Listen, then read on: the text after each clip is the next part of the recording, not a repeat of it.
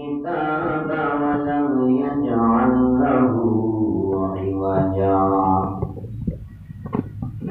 قيما لينذر بأسا شديدا من لدنه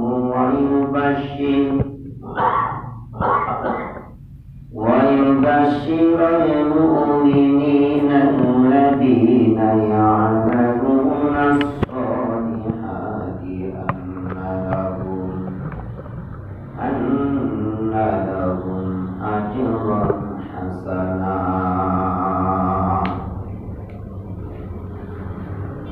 إن الله وملائكته يصلون على النبي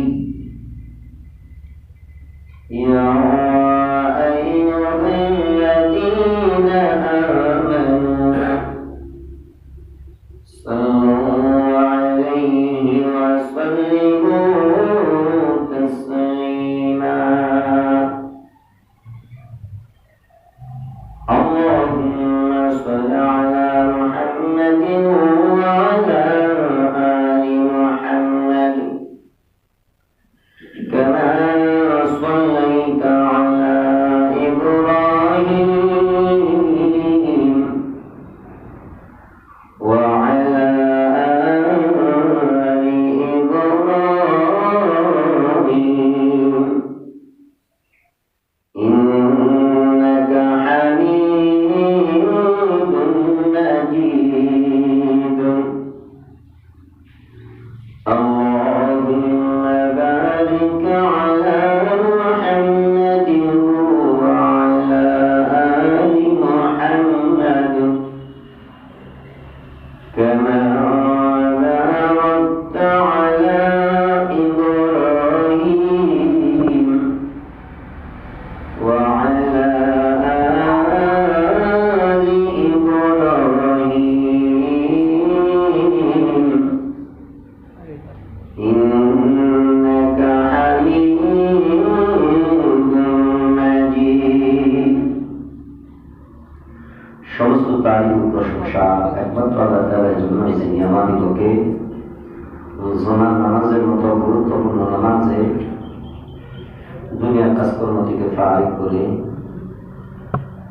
আল্লাহর মসজিদে আসা এবং বসার তৌফিক দান করলেন। এই জন্য সকলে একবার বলে নেই আলহামদুলিল্লাহ।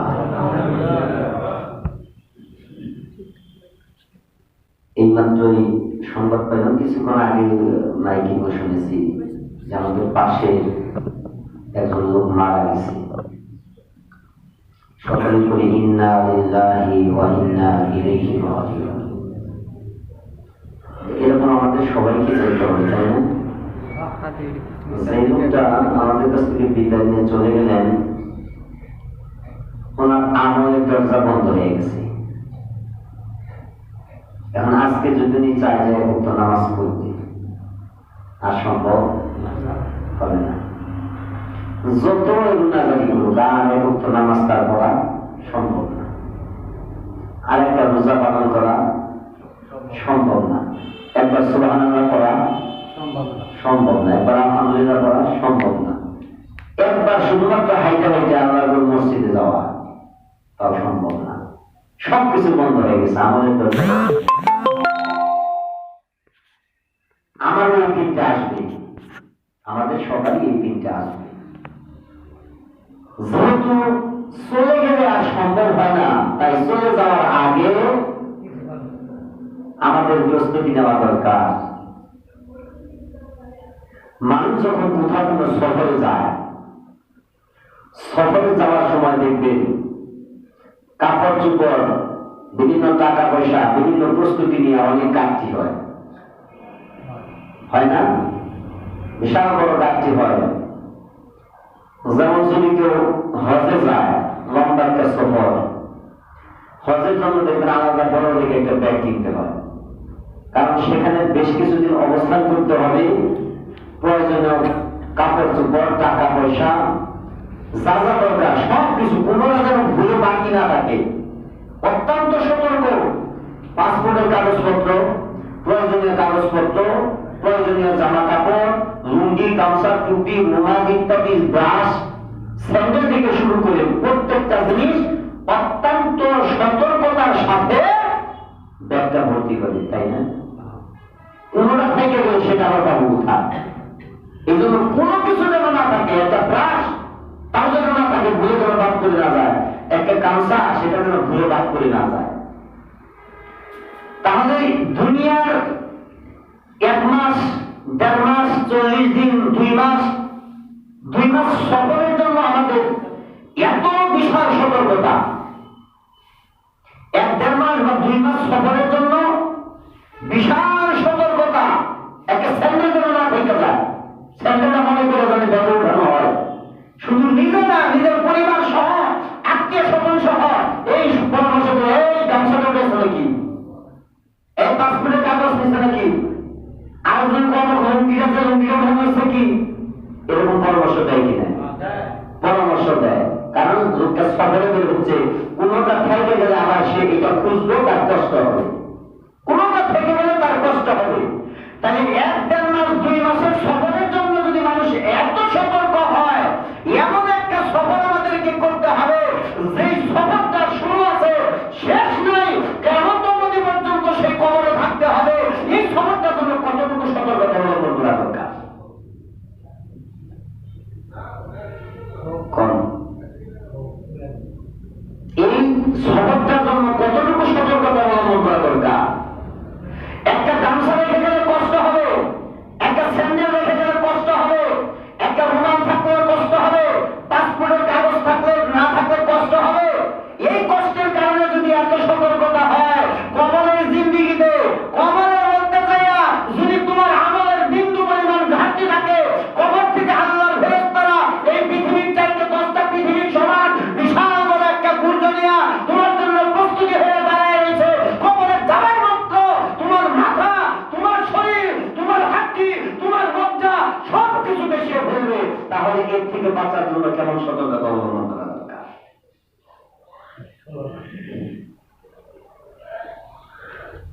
আস্তাগফিরুল্লাহ।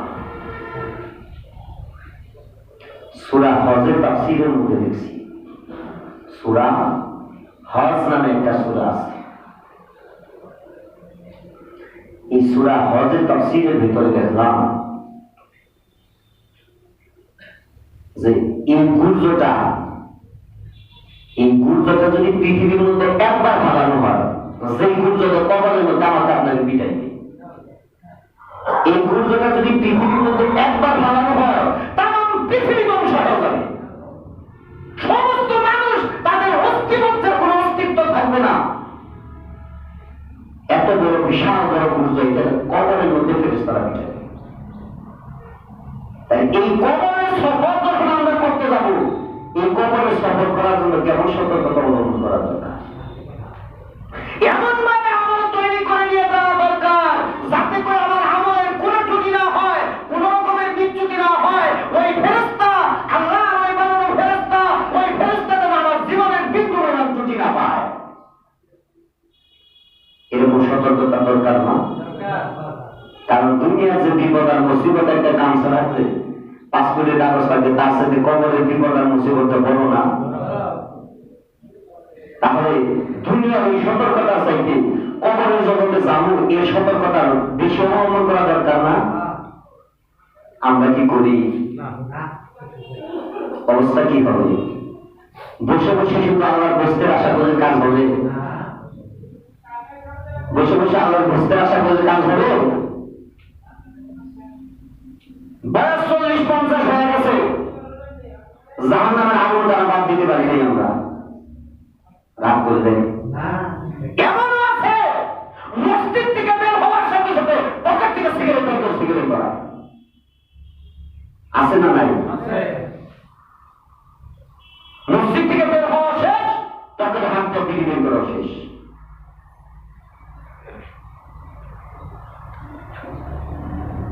আল্লাহ কইছে মুখে দুর্গন্ধ নিয়ে মসজিদে যায় না, সরাসরি সহিহ হাদিস। মান আকাবা মিন হাযিহি শাজারাতিল মুনবিলাতি ফালা ইয়াকুলুনা মাসজিদ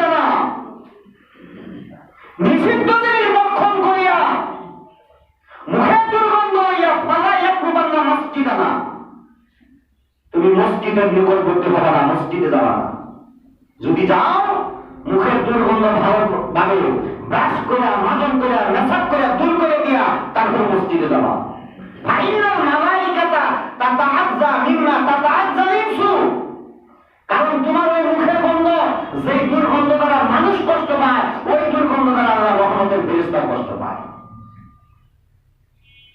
হাদিসটাকে আমি বানানে কইতাছি না, আল্লাহ রাসূল 1400 বছর আগে বলে গেছে। আমার ইমানটা কেমন? মসজিদ থেকে বের হয়ে পকেটে হাতটা সিগারেট ধরাইছি, তো মসজিদে আইতে তো মন চাই সিগারেটের মধ্যে বসা, নামাজে যখন দাঁড়াইছি মন সিগারেটের মধ্যে বসা। কেউ যদি গুনাহ গোপনে করে যদি আল্লাহর কাছে গোপনে মাফ চায়, আল্লাহ মাফ করে দিবেন। সুবহানাল্লাহ। গোপনে কইরা গোপনে যদি মাফ চায়, আল্লাহ মাফ করে দিবেন। আর আমরা গুনাহ করি প্রকাশ্যে, কিসে করি?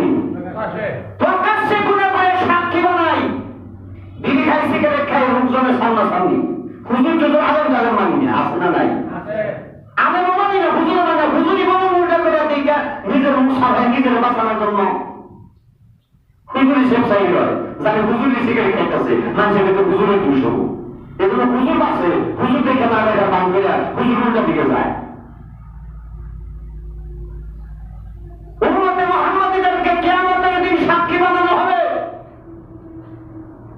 আপনারা মনে রাখবেন, উম্মতে মুহাম্মাদীদেরকে শুধু এই উম্মতের জন্য নয়, অন্যান্য নবী পয়গম্বরদের জন্য সাক্ষী বানানো হবে। এই উম্মতের বড় দাম। গুনাহ প্রকাশ্যে করতেছেন, এটা মাফ হওয়ার ব্যাপারে খুব জটিলতা আছে, কঠিনতা আছে। সিগারেট উঠেন খান, মুরব্বী মানেন না, আলেম ওলামা মানেন না, দিনদার মানেন না, উঠেন খান, এরা সবাই সাক্ষী হবে। কিয়ামতের দিন সাক্ষী হবে, হ্যাঁ না এরা সিগারেট খাইছে, বিড়ি খাইছে, আমরা দেখছি, উপর দেখছি। আর গোপনে খাইছেন, এরা দেখে নেই, আমার কাছে মাফ চান, আল্লাহ কথা বলেন, গোপনে মাফ করে দিন। আল্লাহ গোপনে তওবা করবেন, আল্লাহ বলতেছে গোপনে আল্লাহ মাফ করে দিন। কিন্তু প্রকাশ্য যেগুলো করা হয়, এগুলি মাফ করার ব্যাপারে জটিলতা আছে, কঠিনতা আছে। তো আমি বলতেছিলাম, কবরের জগতে দুনিয়া সফর করতে গেলে এত সতর্কতা, কবরে যে যাবো, কবরের ব্যাপারে আমাদের কোনো সতর্কতা নাই। কি আমল নিয়ে আমরা কবরের মধ্যে যাবো, কোন আমল নিয়ে যাবো? এমন একটা ফেরেশতা দাঁড়ায় থাকবে যার কানে এমন এক বুদ্ধি যে কিছু হারমোন করে চিৎকার করলে ডাকাটা কিন্তু এই ফেরেশতারা শুনবো না। এমন বুদ্ধি, বন্ধ হয়, চোখে দেখবো না। এই লোককে তারা জুড়ে জুড়ে মারবে কবরের মধ্যে। মার ভেড়া করে লোকটা কেমন সত্য মানুষ গান করবে, আমার মায়ের মনে কিছু হইতেছে না। বুঝছেন তো অবস্থা? আসলে কানে শুনে না, চোখে দেখে না, আরো জুড়ে মারবে, কত কিছু করে না। তাহলে আমাদের অবস্থাটা কেমন হবে? বন্ধুরা আমার, এই কবরের মধ্যে যখন একজন মানুষকে রাখা হবে, একজন যখন বেনামাজিকে কবরের মধ্যে যখন রাখা হবে, সহিহ হাদিসের মধ্যে আছে, একজন বেনামাজিকে কবরের মধ্যে রাখার সাথে সাথে সাথে তার কবরের মধ্যে 70টা অপরাধটা বর্ণনা 99টা সর্প নিযুক্ত হয়ে যাবে। এই 99টা সর্প কবরের মধ্যে নিযুক্ত হয়ে যাওয়ার পর এই সর্পগুলি পালাক্রমে তাকে দংশন করতে থাকবে। একবার দংশন করবে, তাফসীরের কিতাবের মধ্যে আছে, একটা সর্প একটা দংশন দেওয়ার পর, একবার সুবল মারার পর তার দেহের মধ্যে এমন জ্বালা হবে, চেহারা দৃষ্টি কালো হয়ে যাবে। 70 গজ মাটির নিচে এই লোকটা চলে যাবে। এই সাপের বিষক্রিয়া সম্পর্কে তাফসীরের ভিতরে উলামায়ে কেরাম তাফসীর কারক ব্যাখ্যা করেছেন। হাদিসে পাকের ভিতরে আছে, আল্লাহর নবী বলেছেন, এই সর্পগুলো একটা সর্প যদি দুনিয়ার জমিনে একবার যদি তার শ্বাস যদি ছেড়ে দেয়, দুনিয়ার জমিন পুরে খাল হয়ে যাবে, মানুষ বসবাস করতে পারবে না, মরে যাবে, গাছপালা তরুণতা যা কিছু আছে সব কিছু পুরে অঙ্কার হয়ে যাবে। এই সর্বগুলি 1 দিন না 2 দিন না, তাকে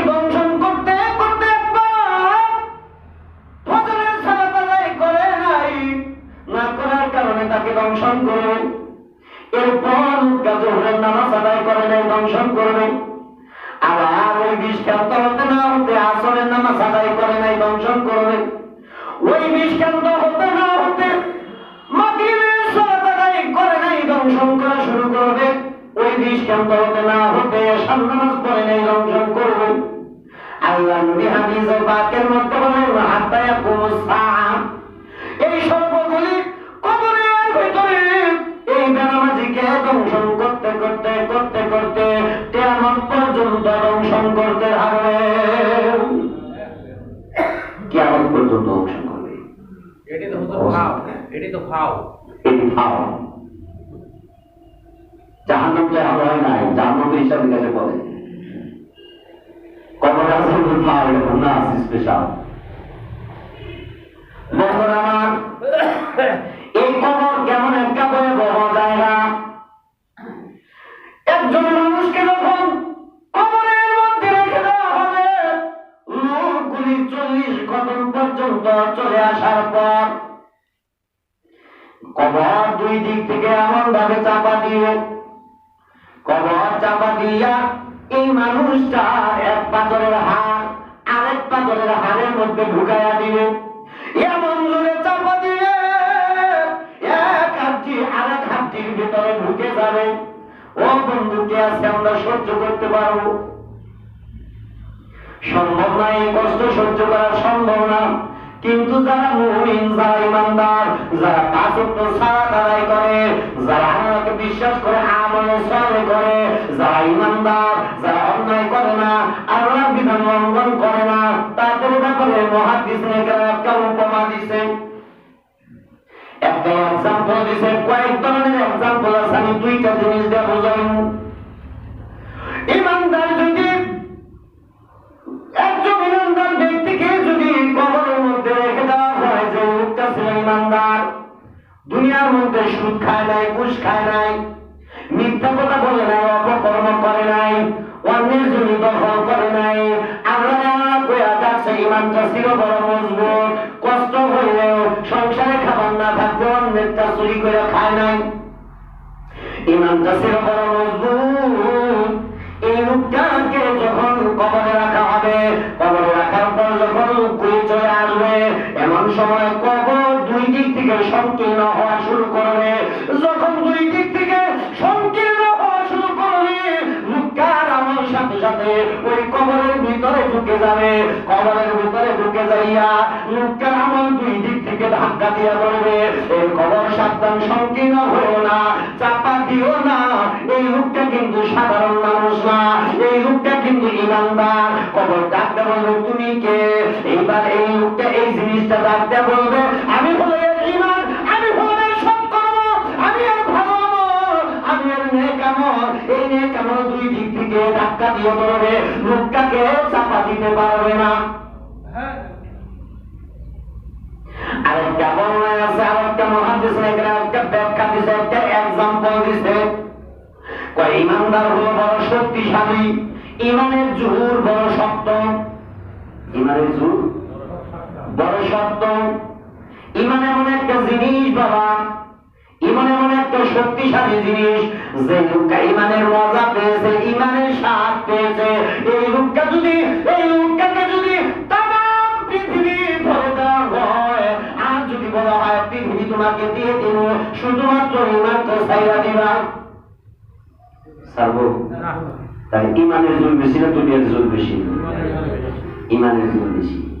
বন্ধুরা আমার, এই ইমানদার, ইমানের জোর হয়ে এত, এই ইমানদারকে যখন কবরের মধ্যে রাখা হবে, কবরের মধ্যে রাখার পর এইবার কবর যখন সংকীর্ণ হবে, কবর যখন তাকে চাপ দিবে, এই ইমানদারের কাছে এমন মনে হবে যেমন একজন বাবাকে তার 5-6 বছরের শিশু বাচ্চা তার শরীরের মধ্যে যদি চাপ দেয়, চাপ দেওয়ার পরে তার কাছে আরাম আরাম লাগে, ঠিক কিনা কম?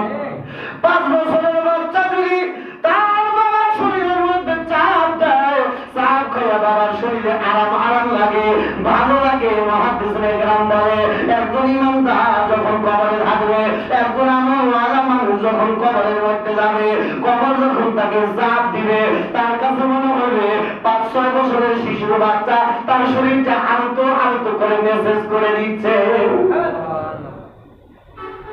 বন্ধুরা আমার, কিন্তু যদি ইমান মতো ইমানের ইমানের মতো সম্পদ যদি না থাকে, এই কবর এমন ভাবে আমাকে আপনাকে চাপা দিলে এক পাথরের ভার আর এক পাথরের মধ্যে ঢুকে যাবে। কেমন পর্যন্ত যন্ত্রণা চলতে থাকবে, সাপের দংশন চলতে থাকবে। ও বন্ধুরা, আমার পালা ক্রমে গুর্জ মারতে থাকবে। কেমন অবধি আর কোনোদিন বন্ধ হবে না। কিন্তু আপনাদেরকে বলতে চাই, এই যে লম্বা একটা সফর কবরের জীবন, কবরের জীবন এত লম্বা সফর, মরণের পর থেকে কেমন অবধি পর্যন্ত আমাকে আপনাকে কত হাজার বছর, কয়েক লক্ষ বছর কবরে থাকতে হবে জানা নাই।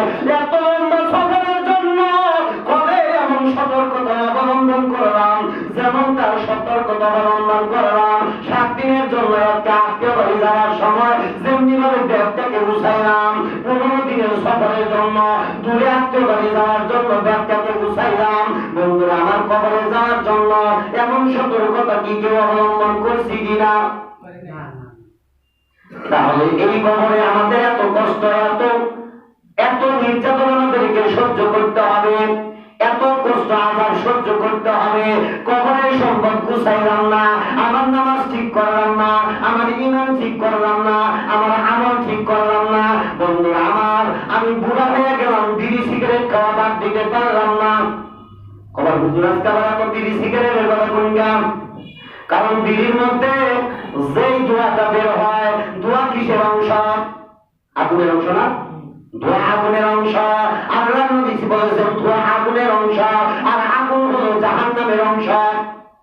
ও বন্ধুরা, যারা দুনিয়াতে আগুন জাহান্নামের অংশ ভক্ষণ করবে, মুখ দিয়ে নিবে, নাক দিয়ে নিবে, বিভিন্ন ভাবে নিবে, কিয়ামতের পর আল্লাহ রাব্বুল আলামিন জাহান্নামের মধ্যে বলবে, বান্দা দুনিয়াতে তুমি এই আগুন খেয়ে বড় অভ্যস্ত হইছ, জাহান্নামের অংশ নিয়ে বড় অভ্যস্ত হইছ, ধোঁয়া নিয়ে বড় অভ্যস্ত হইছ, আজকে এই আগুন দিয়ে তোমার মুখের মধ্যে দিব, তোমার মুখের ভিতরে আগুন আজকে প্রবেশ করাইব।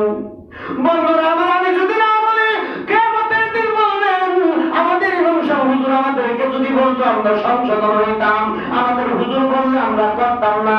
এই জন্য শুধুমাত্র আল্লাহর কাছ থেকে রক্ষা পাওয়ার জন্য আমি বলে যাই, বাবা কারোর সাথে আমার শত্রুতা নাই, কারোর সাথে আমার কোনো রকমের কোনো দ্বন্দ্ব নাই।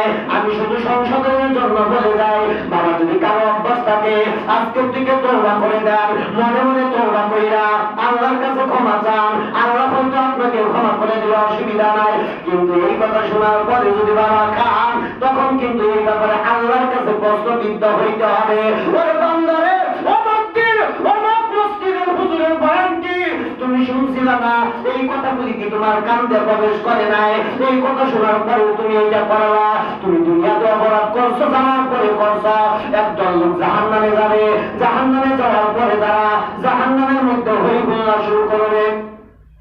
আল্লাহ রাব্বুল আলামিন জাহান্নামের দরজা বন্ধ করে দিয়ে লক্ষ লক্ষ কোটি কোটি বছর জাহান্নামের মধ্যে তাদেরকে তালাবদ্ধ করে রাখবেন। বহুকাল পর একবার আল্লাহ জিবরাইলকে ডাকতে বলবেন, ও ফেরেশতা জিবরাইল শুনো, কতকাল কত বছর তা আমি বলতে পারবো না, বহুকাল বহু বছর, হাজার হাজার কোটি কোটি বছর জাহান্নামের মধ্যে থাকবে। আল্লাহ ডাক দিবে, জিবরাইল যাও, তুমি জাহান্নামে যাও, জাহান্নামে যাও, দেখো আমার বান্দাদের অবস্থান কি, তারা জাহান্নামে কেমন করে অবস্থান করছে। আল্লাহ জানে কি জানে না? আল্লাহ জানার পরে জিবরাইলকে বলল, জিবরাইল জাহান্নামে যাবে, জাহান্নামে যায়, দেখ জাহান্নামের অবস্থাটা কি। আল্লাহর ফেরেশতা জাহান্নামে যায় অবলোকন করবে, জাহান্নামে যায় দেখবে জাহান্নামীরা জাহান্নাম খাইটা খাইটা তারা বুড়ি অহংকার হয়ে গেছে, পানির পিপাসায় ছটফট করতেছে, জাহান্নামের মধ্যে হই হুল্লা শুরু করে দিয়েছে।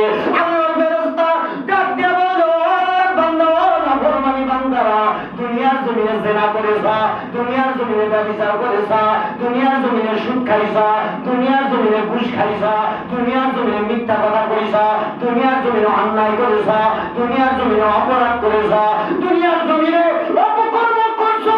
তুমি জানতা অন্যায় অপকর্ম করার কারণে কারণে আল্লাহ তোমাদেরকে জাহান্নাম দিবে।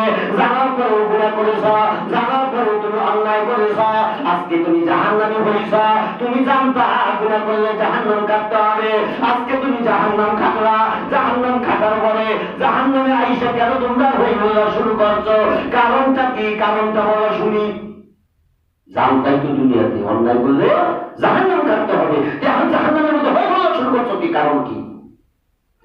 এইবার জাহান্নামের বান্দা আল্লাহর ফেরেশতাকে ডাক দিও, ক্রন্দনরত অবস্থায় বলবে, আল্লাহর ফেরেশতা, আমরা বড় ভুল করেছি, অন্যায় করেছি, আমরা জানি অন্যায় করার কারণে জাহান্নামী হয়ে গেছি, আজকে জাহান্নামে আসছি, তাতে কোনো অসুবিধা নাই, তাতে কোনো আমাদের কোনো আপত্তি নাই। আমরা ইচ্ছা করলে জাহান্নাম থেকে বাঁচতে পারবো না, চাইলে আল্লাহ আমাদেরকে বাঁচাইয়া দিবে না। ও আল্লাহর ফেরেশতা, জাহান্নাম কাটতে কাটতে আমাদের অবস্থা এমন হয়ে গেছে, জাহান্নাম কাটতে কাটতে পানির পিপাসায় তৃষ্ণার্ত অবস্থায় আমাদের সাথে ভেসে যাচ্ছে, কষ্ট আর সহ্য হয় না, শরীরটা ছটফট করতেছে, জাহান্নাম থেকে বাঁচতে চাই না। শুধুমাত্র আল্লাহকে গিয়া বলো, আমার আল্লাহ যদি জাহান্নামের মধ্যে আমাদেরকে যদি এক পেয়ালা পানি দেয়, এক পেয়ালা পানি যদি পান করতে পারি, জাহান্নামের মধ্যে হই হল্লা করবো না, জাহান্নামের মধ্যে উত্তেজিত হবো না, জাহান্নামের মধ্যে এরকম দাবি করবো না। শুধু কি আল্লাহর কাছে বলো, আল্লাহ যেন আমাদের জন্য এক পেয়ালা পানির ব্যবস্থা করে দাও। চাইলে পর বাঁচতে পারবো না নাকি? কোন চাইলে বাঁচা যাবো? চাইলে বাঁচা যাবো না, চাইলে বাঁচতে পারবো না। আল্লাহ ফেরেশতা শুধুমাত্র বলো, আল্লাহ যদি এক পেয়ালা পানি দিত, এক গ্লাস পানি যদি দিত, ওই পানিটা খাইয়া অন্তত একটু শীতল করতাম, আর জাহান্নামের মধ্যে হই হল্লা করতাম না। আল্লাহ ফেরেশতা বললেন, ইল্লা হামিমা ওয়া গাসসাকা। আল্লাহর ফেরেশতা আল্লাহকে ডাকতে বলল, আল্লাহ, তোমার জাহান্নামী বান্দারা জাহান্নাম খাইতে খাইতে অহংকার হয়ে গেছে, তারা জাহান্নাম থেকে বাঁচতে চায় না, পানির পিপাসায় তারা বড় অস্থির হয়ে পড়েছে। আল্লাহ বলে, তোমার বান্দারা শুধুমাত্র এক পেয়ালা পানি চায়। আমার আল্লাহ বলে, আমি তো দুনিয়াতে জানিয়ে দিয়েছি, তাদের জন্য সাধারণ কোনো পানি থাকবে না, তাদেরকে আমি হাউজে কাউসার দিব না, আমি তাদেরকে জান্নাতি কোনো খাবার দিব না, আমি তাদেরকে জান্নাতি কোনো পানি দিব না, তাদের জন্য এক ধরনের পানি থাকবে, যে আল্লাহ কোরআনুল কারীমে দুনিয়াতেই জানিয়ে দিয়েছে, ইল্লাহু হামিমা ওয়া গাসসাকা। আল্লাহ রাব্বুল আলামিন এক প্রকারের পানি রাখবে, এই পানিটার নাম হলো হামিম। হামিম মানে ফুটন্ত পানি, হামিম মানে জ্বলন্ত পানি, হামিম মানে উত্তপ্ত পানি। জাহান্নামের আগুন দিয়া পানিকে উত্তপ্ত করা হইবে, পানিকে গরম করা হইবে, পানিকে ফুটানো হবে। এই ফুটানো পানিগুলি আল্লাহ রাব্বুল আলামিন জাহান্নামীদের জন্য দিবে, গাছার নামক দুর্গন্ধযুক্ত খাবার দিবে। বন্ধুরা, আমার এই গরম পানি আল্লাহর ফেরেশতা তাদের সামনে নিয়ে দিবে। এইবার এই পানি থেকে বাষ্প বের হইতে থাকবে। আমরা যখন দুনিয়ার জমিনে পানি যখন ফুটন্ত করা হয়, পানি যখন গরম করা হয়, এই পানি থেকে বাষ্প বের হইতে থাকে না? বাষ্প বের হইতে থাকে। আল্লাহ যখন এই হামিম নামক গরম পানি ফুটন্ত পানি দিবে, এই পানি থেকে বাষ্প বের হইতে থাকবে, বাষ্প বের হইতে থাকবে। পানির পেয়ালাটা যখন জাহান্নামীরা মুখের সামনে নিবে, তাফসীরের কিতাবের মধ্যে আছে, এই ফুটন্ত পানির থেকে যে বাষ্প বের হবে, বাষ্প বের হওয়ার সাথে সাথে উপরের উষ্ণখানা সিদ্ধ হইয়া চুলের গোড়ালি পর্যন্ত সিদ্ধ হয়ে যাবে, নিচের উষ্ণখানা এইটা সিদ্ধ হইয়া শুইয়া নাভি পর্যন্ত শুইয়া আসবে। এমন অবস্থা হবে, এই পর্যন্ত পানি শুধুমাত্র এই বান্দার সামনে নেওয়ার কারণে, সামনে নিয়ে যদি এমন হয়, খাইলে কেমন হবে বাবা? খাইলে কেমন হবে সেটাও হাদিসে আছে, তাফসীর আছে, আমি বলবো জানি না সময় পাবো কিনা শেষ। বন্ধুরা, আমার গরম পানির অবস্থা কি হবে? এই লোকগুলির সামনে যখন গরম পানি যাবে, গরম পানি যাওয়ার পরে এই অবস্থা ঘটার পরে তারা মনে করবে জ্যোষ্ঠী মাসের দিনে আমরা যখন বাহিরে চোখের মধ্যে, আমরা যখন জ্যৈষ্ঠ মাসের দিনে কাজ করতাম, আমাদের মধ্যে পানির পিপাসা লাগতো, এমন অবস্থায় যদি আমরা রোদ্রের মধ্যে কোনো টিউবওয়েলের কাছে যাইতাম, ওই পানিগুলি যদি চাপ দিয়ে বের করতাম, পানিগুলি গরম থাকতো, ওই গরম পানি খাইলে আমাদের পরিপূর্ণ তৃপ্তি না হলেও কিছু না কিছু তৃপ্তি অবশ্যই পাইতাম। কিছু তৃপ্তি পাইতো না? পরিপূর্ণভাবে তৃপ্তি না হলেও ওই গরম পানি পানি পান করার পরে কিছু না কিছু তৃপ্তি পাইতাম, এই কথা চিন্তা করে হয়তোবা এই গরম পানি পান করলেও দুনিয়ার জমিনের মতো আমরা হয়তোবা কিছু তৃপ্তি পাইতে পারি।